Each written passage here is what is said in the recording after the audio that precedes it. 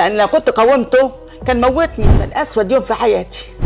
البنت الجليسه مش الموجوده، لا اللي قبل كده، كان في واحده جليسه قبل كده كانت حراميه فكرشتها، فهي كان معاها مفتاح الشقه معرفش ازاي. ايوه. فهي سلطت اخوها حرامي وواحد ثالث، يعني 3 هم اللي عملوا الحكايه دي كلها.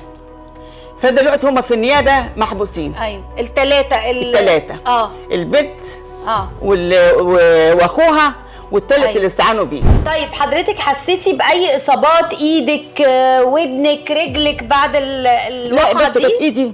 ايوه بص بقى لها 6 ايام ولسه اهي. ايوه لا حول ولا قوه الا بالله. الف سلامه عليك. كان اسود يوم في حياتي. تعرضتي الرعب طبعا، بس اتصرفتي برغم انك كنتي في حاله الصدمه.